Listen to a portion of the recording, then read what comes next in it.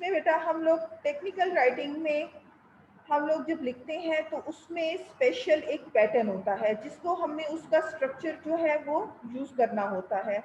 और इसको हम लोग जब टेक्निकल राइटिंग करते हैं, सबसे पहले हम जो डेटा कलेक्ट करते हैं वो according to the mental level of audience और reader which are listening to us, who is uh, with us and who wants to communicate with us. So when we are communicate that personality, we should adopt the pattern and the diction of words according to the mental level of that personality. जी, for example audience जो है वो matric pass है, जो reader है वो matric pass है, आप पीएचडी होल्डर हो, आपने जो है वो बहुत ज़्यादा आर्टिकल्स लिखे हैं, जर्नल्स लिखे हैं, और आपकी उनके साथ मीटिंग होती है, आप एक लेटर लिखते हो जो आपने उनको कोई चीज़ समझानी है, या अपने सबऑर्डिनेटर्स को जो है वो लेटर्स लिखते हैं या मेमोस लिखते हैं, लेकिन आप इस राइटिंग में लिखते हैं जो आपका स्टैंडर्ड है, यानी आप पीएचडी लेवल पे लिखते हैं, तो जिसमें आपने जर्नल्स लिखे हैं या जिसमें आपने अपने थीसिस वर्क किया है, तो वो बंदा नहीं उसको अंडरस्टैंड कर पाएगा, उसको नहीं समझ पाएगा, उसके सर से गुजर जाएगा और वो उसको बिल्कुल बॉदर नहीं करेगा, वो कहेगा पता नहीं क्या लिखा है। इसी तरह जब आप प्रेजेंटेशन देते हैं तो प्रेजेंटेशन के दौरान आप लोग ऐसी वर्डिंग जो है वो यूज़ करते हैं जो कि आपके ऑडियंस है सुनने वाली जो है वो उसको समझ नहीं आती, तो वो नींद के मज़े लेना शुरू कर देते हैं, ऊँघना शुरू कर देते हैं, क्योंकि उनकी जो है आपकी वर्डिंग उनके समझ में नहीं आ रही होती। इस वजह से first of all you should adopt the diction of words according to the mental level of your audience, of your readers. अगर आप मैट्रिक लेवल पे कम्युनिकेट कर रहे हैं तो आपको डिक्शन भी अपना इजी यूज करना है। मैट्रिक लेवल के मुताबिक आपने डिक्शन की सिलेक्ट करनी है ताकि उस बंदे को आपकी समझ आ जाए। दूसरा ये, अगर आप इंटर लेवल पे कम्युनिकेशन कर रहे हैं, इंटर लेवल पे ऑडियंस है या आपके रीडर्स हैं, तो उनका लेवल जो आपके डिक्शन का लेवल है, आपकी कम्युनिकेशन जो स्टाइल है, आपका जो रिटन स्टाइल है, राइटिंग स्टाइल है, उसमें जो आपने सेंटेंस स्ट्रक्चर यूज किया है वो according to the mental level of the intermediate reader होना चाहिए। ये नहीं कि आप पीएचडी लेवल पे करें और वो समझे ना और वो ऊँघना शुरू कर दे, या जो बहुत इंपॉर्टेंट बात आपने कही है, आप लिखना चाहते हैं और बताना चाहते हैं और वो जो है उसको समझ नहीं आई और उसने इग्नोर कर दिया, जिसकी वजह से बहुत ज़्यादा नुकसान हुआ। तीसरी बात बेटा ये कि अगर आप लोगों का ऑडियंस जो है वो आपके लेवल का है, तो भी आप लोग एब्रीवेशन में बात नहीं कर सकते, एब्रीवेशंस एक्रोनिमीज में बात नहीं कर सकते। एब्रीवेशंस होते हैं कि जस्ट आप जैसे कि फेंस बॉय वर्ड यूज कर लेते मैम हैं। सॉरी टू इंटरप्ट, लेकिन टेक्निकल राइटिंग है हमारा। जी जी, मैं आपको वही बता रही हूँ कि आप वो यूज करते हैं, तो ये वर्ड्स जो हैं आपके बिल्कुल यूज नहीं करने। आप लोगों ने अपने वर्ड्स को स्पेसिफिक अंदाज में, टेक्निकल राइटिंग से ये मुराद नहीं कि आप डिफिकल्ट वर्ड्स यूज करेंगे, टेक्निकल राइटिंग से मुराद है कि इसके स्पेसिफिक वर्ड्स हैं और इजी वर्ड्स हैं। For example last day and now, I want to discuss about these things. Just आप उसको कहेंगे please pay attention from last to that day. Just इसी तरह आप लोग वर्ड यूज करते हैं कि in order to I want to discuss this problem. In order to की बजाय आप to का वर्ड यूज करेंगे, to I discuss this problem. Want to को भी जो है वो रिमूव कर देंगे। तो इस तरह से टेक्निकल का मतलब ये नहीं है कि डिफिकल्ट वर्ड, टेक्निकल का मतलब ये है कि एक टेक्निक से आपने वर्ड को यूज करना है जिसमें क्लैरिटी हो, कंसाइजनेस हो और जिसपे आपका जो रीडर है वो कंसिडरेशन करे, आपकी कंसिडरेशन हो। इसका ये मतलब है, ये मतलब नहीं है कि आप डिफिकल्ट वर्ड्स को यूज करें तो वो टेक्निकल राइटिंग है। No, never, this is absolutely wrong. Technical writing वो होती है कि इजी वर्डिंग में और टेक्निक से आप सेंटेंस स्ट्रक्चर बनाएं। यानी कि फॉर एग्जांपल आप कोई बात करना चाह रहे हैं, उसमें पैसिव को इजी वे से यूज करके आप वो बात अपनी जो है वो कंप्लीट करें। आगे हम चलते हैं, आप उसमें देखिए नेक्स्ट है हमारा करेक्टरिस्टिक्स। इसमें आप देखें इसकी टेक्निकल राइटिंग की करेक्टरिस्टिक्स क्या है। Clarity, easy understood by intended audience, यानी कि आपकी राइटिंग जो है वो ऐसी होनी चाहिए, उसमें आपने ईडियम नहीं यूज करने, आपने कम्प्लेक्स वर्ड नहीं यूज करने, just easy that your audience can understand, और उसमें इतनी क्लैरिटी हो कि आपका मैसेज जो है वो दूसरे तक क्लियर समझ में आ जाए। Conciseness, clear without excess verbiage. Conciseness के आपकी जो भी आपके एग्जाम्पल्स वगैरह होती हैं ये इस तरह से, उसमें वो चीज़ ना हो, जस्ट आपकी कंसंट्रेशन आपके मकसद पे हो और आप अपना जो है वो मकसद एम उसमें डिस्क्राइब करें। Specific audience, target to particular readers. जी, इसमें ये है कि आपके रीडर्स जो हैं, आपने टारगेट लेना है पर्टिकुलर रीडर्स का, यानी कि आपकी लैंग्वेज, आपकी writing according to the level of audience mental level, यानी कि उनका लेवल जो है ऑडियंस का, उनका मेंटल लेवल जो है उसके मुताबिक आपकी राइटिंग होनी चाहिए। ये नहीं कि आप लोग जो हैं वो एब्रीवेशंस को यूज करें, आप लोग जो हैं वो इडियम्स को यूज करें और आपके रीडर्स जो हैं उसको ना समझ सकें। आपका टारगेट है to understand your readers, what you are saying, what you are delivering your message, what you are conveying your message. Specific purpose, written for a specific purpose. Specific purpose ये है कि आपका जो एम है, जो आप बताना चाहते हैं, क्या वो आपके ऑडियंस को समझ आया। सम टाइम ऐसा होता है कि बच्चे बहुत ज़्यादा जो है उसमें फ्रेजेस यूज़ करते हैं, ईडियम यूज़ करते हैं, मैं बहुत अच्छा लिख रहा हूँ, देखना मुझे बहुत ज़्यादा अप्रिशिएट किया जाएगा, मुझे बहुत ज़्यादा मार्क्स मिलेंगे। हो सकता है कि जो रीडर है या एग्जामिनर है जो उसको पढ़ रहा है, उसको उसकी समझ ना आई हो, सेंटेंस बनाते बनाते उसने उसका स्ट्रक्चर खराब कर दिया हो, जिसकी वजह से उसको समझ ना आई हो और वो सारा वो उसको कट कर देता है। असल मकसद ये है कि क्या वो पर्पस पूरा हुआ जिसके लिए ये राइटिंग की गई, जो आपने लिखा, आपको लिखवाया गया है, जो आपने मैसेज दूसरे को डिलीवर करना है, क्या उसका एम पूरा हुआ।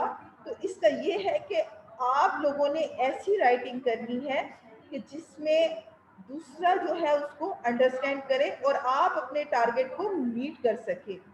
Accuracy is a factual, correct and free from bias. Accuracy यानी कि उसमें आपके सेंटेंस स्ट्रक्चर एक्यूरेट हो, करेक्ट हो, आपके स्पेलिंग्स करेक्ट हो, और आपने जो आप एक स्टेटमेंट लिखी है वो बिल्कुल ठीक और फैक्ट्स पर मबनी होनी चाहिए। Correctness follow grammatical and technical conventions. और करेक्टनेस में क्या है कि आपके जो ग्रामेटिकली मिस्टेक्स होती हैं या आपकी जो स्पेलिंग्स की मिस्टेक्स होती हैं वो नहीं होनी चाहिए, बल्कि आपका सेंटेंस एक स्मूथ बनना चाहिए। बेशक वो सिंपल हो, कॉम्प्लेक्स हो और कंपाउंड कॉम्प्लेक्स में हो या आपका वो पैसिव में हो। Accessibility, include tables of contents, headings, subheadings, index। अच्छा बेटा, ये जो है एक्सेसिबिलिटी, इसमें जो है टेबल्स के बारे में बात की गई है। तो जब हम लोग पढ़ेंगे आगे, ये तो जस्ट आज इंट्रोडक्शन है ना, तो इसमें देखिएगा कि जब हम रिपोर्ट राइटिंग पढ़ेंगे उसमें होगा कि टेबल ऑफ कंटेंट्स क्या होते हैं, हेडिंग्स हम कैसे देते हैं, सब हेडिंग्स। अगर आपने कभी थीसिस वर्क पढ़ा हो या आप अपनी बुक्स के पीछे देखते हैं तो उसमें टेबल ऑफ कंटेंट्स होता है, हेडिंग्स होती हैं, हेडिंग्स के साथ सब हेडिंग्स होती हैं जिसमें जाके आप पॉइंट्स उनको पढ़ते हैं, और इंडेक्स होते हैं जो कि रेफरेंस में दिए जाते हैं, ताकि फला रेफरेंस से फला जो है वो आप पैराग्राफ उठा के पढ़ सकते हैं, उसमें ये मेंशन है। तो ये चीज़ें रिपोर्ट राइटिंग में आती हैं। हम जब रिपोर्ट राइटिंग पढ़ेंगे इसको डिटेल से पढ़ेंगे।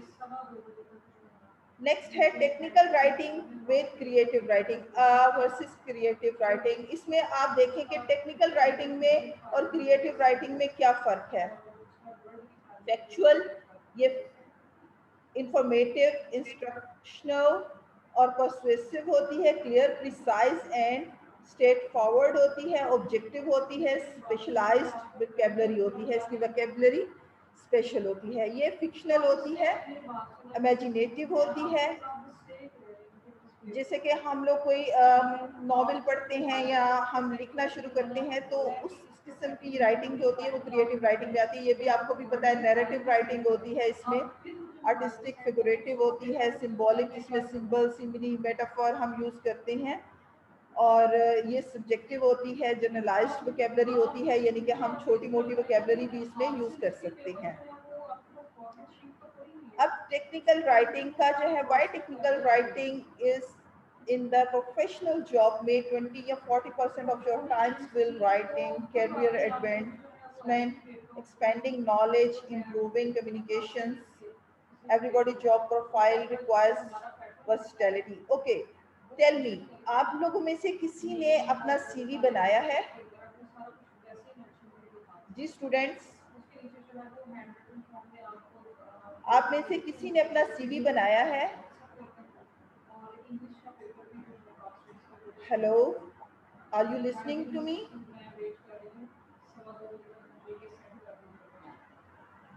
स्टूडेंट, आप में से अपना सीवी बनाया है? No ma'am. Yes ma'am. किसने सीवी बनाया अपना? मैम फहद, मैं बात करूँ। बेटा, सीवी बनाते वक्त आपने कौन सी लैंग्वेज यानी राइटिंग यूज की है? इंग्लिश लैंग्वेज यूज करते हुए उसकी टेक्निक्स क्या रखी? सबसे पहले क्या किया आपने कि अपने कैरियर के बारे में बताया, उसके बाद आपने अपनी एजुकेशन के वो अपनी पर्सनल एड्रेस वगैरह बताया, पर्सनैलिटी के बारे में बताया, फिर आपने अपनी एजुकेशन के बारे में बताया, उसके बाद आपने अपना एक्सपीरियंस बताया, और उसके बाद आपने अपना रेफरेंस बताया। क्या इसी तरह आपने बनाई है अपनी सीवी?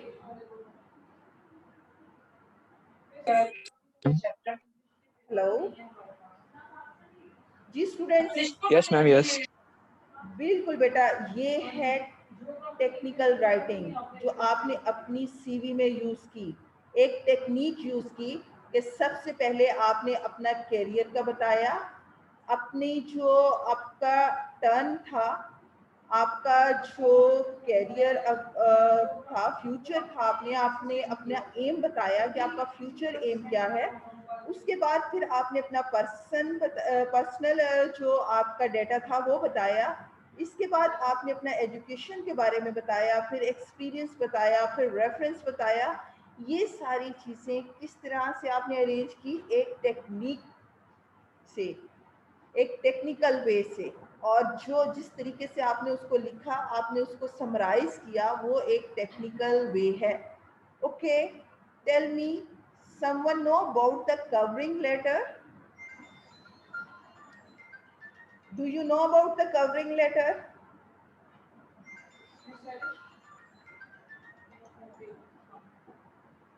कवरिंग लेटर के बारे में बेटा जानते हैं आप, जिसे आप जॉब एप्लीकेशन लेटर भी बोलते हैं? जॉब एप्लीकेशन लेटर लिखा है आपने कभी? उसमें बेटा क्या होता है, जॉब एप्लीकेशन लेटर आप किस तरह से लिखते हैं उसको हम कवरिंग लेटर बोलते हैं। जब हम लोग अपनी जॉब के लिए जाते हैं, पहले हम लोग अपना कवरिंग लेटर लगाते हैं, उसके बाद सीवी होता है, दूसरे नंबर पे, तीसरे नंबर पे हमारी सारी डॉक्यूमेंटेशन होती है, जो हमारे डॉक्यूमेंट्स होते हैं। तो कवरिंग लेटर में हम लोग जो है वो बताते हैं कि हमें किस सोर्स से जॉब के बारे में पता चला और हम लोगों ने क्या किया हुआ है, हम अपनी अपॉर्चुनिटीज जो है, जो हमें अपॉर्चुनिटीज मिल रही है, हम उसको अवेल करेंगे और हम अपनी सर्विसेज जो है इस जॉब के लिए जो है वो ऑफर करते हैं। तो इस तरीके से फिर हमसे पूछा जाता है कि आपका बायोडाटा, हम बताते हैं कि हमारा जो बायोडाटा है इसके साथ मेंशन है। ये कवरिंग लेटर होता है जो कि हमारे पूरे डॉक्यूमेंट्स को रिप्रेजेंट कर रहा होता है, इंक्लूडिंग सीवी। तो ये क्या है, एक टेक्निकल वे है ऑफ राइटिंग का। तो इसी तरह जब हम टेक्निकल राइटिंग की तरफ आते हैं तो उसमें हमारे जो हैं वो बिजनेस लेटर्स आ जाते हैं, मेमोज आ जाती हैं, ईमेल्स आ जाती हैं, रिपोर्ट राइटिंग्स आ जाती हैं, प्रपोजल राइटिंग आ जाती है, रिसर्च पेपर राइटिंग आ जाती है। इसके अलावा हमारा जो है वो थीसिस आ जाता है। तो इंशाल्लाह ताला आपके मैं सीआर को जो है वो कंटेंट्स भेजती हूँ, सेंड कर देती हूँ अपना। बल्कि मैंने टीचर से कहा है सब अपने अपने अपने कंटेंट्स जो हैं वो बच्चों से शेयर करें, आपसे हो जाएंगे तो आप देखें, और बल्कि बाकी बच्चों के साथ भी शेयर करें कि उसमें आप देखेंगे कि आपने टेक्निकल राइटिंग में क्या क्या पढ़ना है और बाकी सब्जेक्ट्स में क्या क्या पढ़ना है। आप लोगों की फाइल्स तैयार हैं, अगर सीआर आना चाहें तो वो आके अपनी फाइल्स जो हैं वो लेके जा सकते हैं। ठीक है बेटा, हम लोग बात कर रहे थे टेक्निकल राइटिंग की। तो टेक्निकल राइटिंग में मैंने बताया आपको कि हमारे लेटर्स, मेमो, ईमेल। लेटर्स हमारे दो किस्म के होते हैं। एक हमारा जो है वो इनविटेशन लेटर्स होते हैं, फॉर्मल लेटर्स होते हैं, और एक हमारे इनफॉर्मल लेटर्स होते हैं। इनफॉर्मल में हमारे दोस्तों के आ जाते हैं, इनविटेशन कार्ड्स वगैरह आ जाते हैं। फॉर्मल्स में हमारे बिजनेस लेटर आ जाते हैं, जॉब लेटर आ जाते हैं, कवरिंग लेटर्स आ जाते हैं। इसी तरह मेमो जो है वो सोर्स ऑफ कम्युनिकेशन है। मेमोरेंडम और लेटर में क्या फ़र्क है ये थोड़ा सा देखें। मेमो जो है, memo is used for within organization communication. When we want to communicate with an organization, we use memo. How? Your director say to your clerk, do this work, but that time clerk is not present there, so he will have to write down a letter, but this is not a letter, this is a memorandum.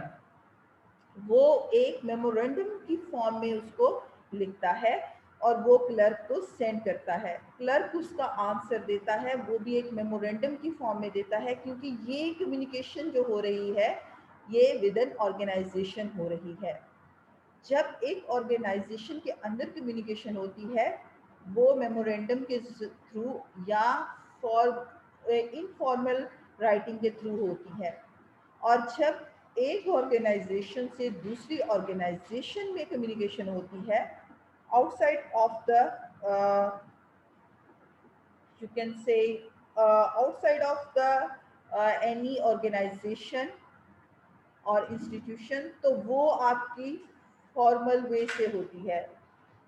तो इसमें हम memorandum use करते हैं। Letter को हम लोग use करते हैं जब हम लोग एक ऑर्गेनाइजेशन से दूसरी ऑर्गेनाइजेशन में कम्युनिकेशन करते हैं, या हम लोग जॉब्स के लिए अप्लाई करते हैं, या वहाँ से हमें कोई लेटर आता है।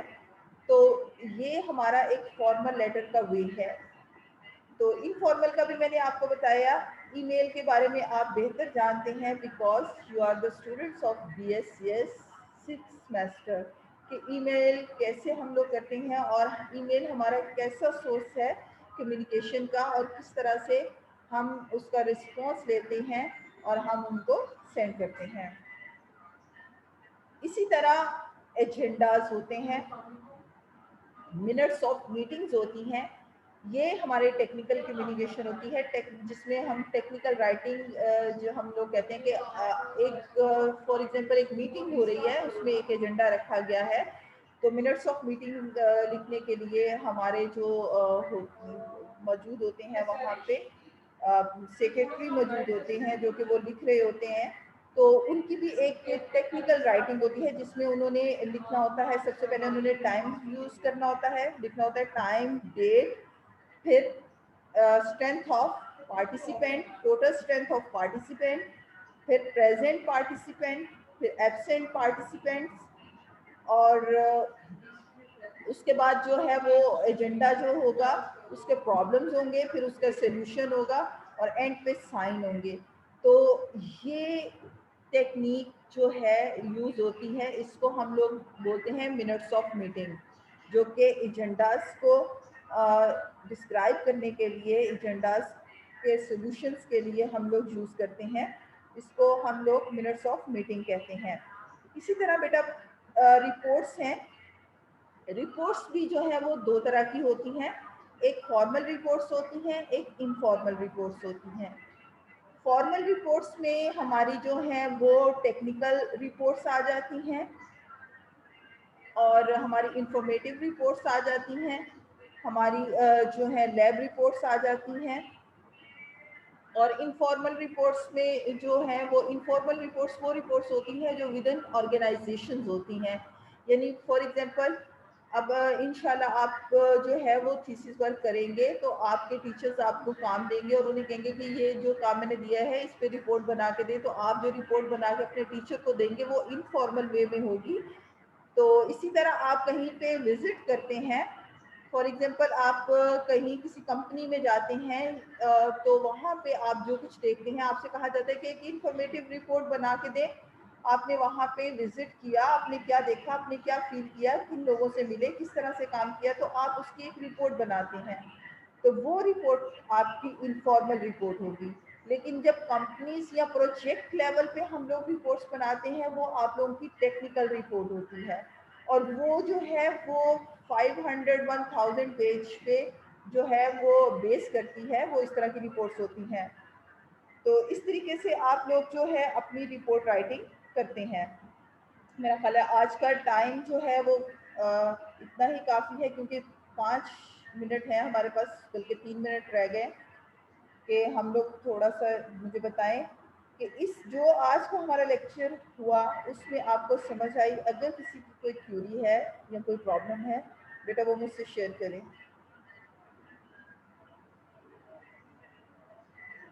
जी स्टूडेंट्स, ये 5 मिनट्स आपके डिस्कशंस के हैं और क्यूरीज के हैं। अगर आप कुछ डिस्कस करना चाहते हैं या कुछ पूछना चाहते हैं बेटा इसके हवाले से, तो पूछ लें।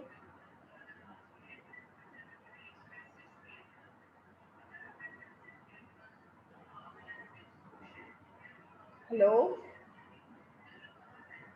आप मौजूद हैं यहाँ पे? मैंने आपकी भी अटेंडेंस मार्क करनी है।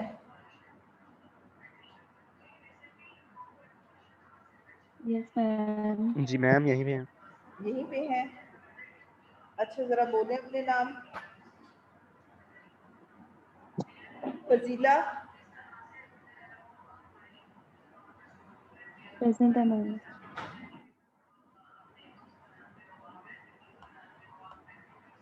Abdul Rahman, present miss. Fahad Ali, present. Fatima रियाज,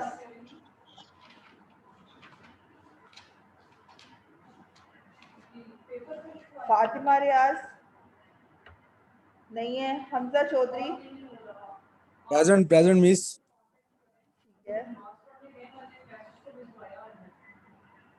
मैम प्रेजेंट फातिमा। फातिमा मैंने सुन लिया। वो मेरा पासवर्ड नहीं खुल रहा था मैम। और Mohammad Muzammil,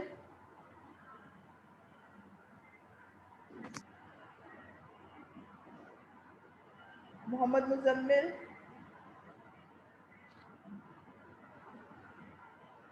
Mohammad Ahmad,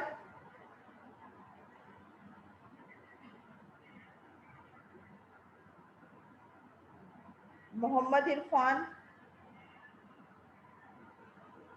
Present, ma'am. Present. उनसा, Yes, ma'am.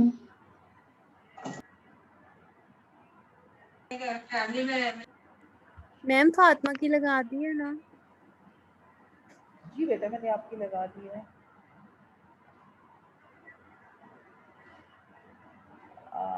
फातिमा, फजीला, ठीक है। एहतिशाम भट्टी अभी आए हैं, ये कहाँ से तशरीफ लाए हैं?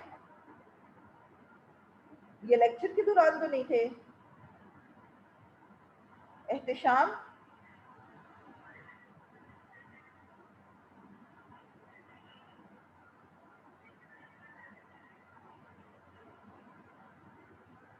अच्छा बेटा, आज का इंट्रोडक्टरी लेक्चर था, इसमें कोई प्रॉब्लम तो नहीं हुआ? No, ma'am. सबको समझ आ गई इतनी? हेलो यार, बोलो ना। Yes, ma'am. Okay. मैम ये क्लियर है, आप ये वाली स्लाइड्स भी शेयर कर दिएगा। जी बेटा मैं अब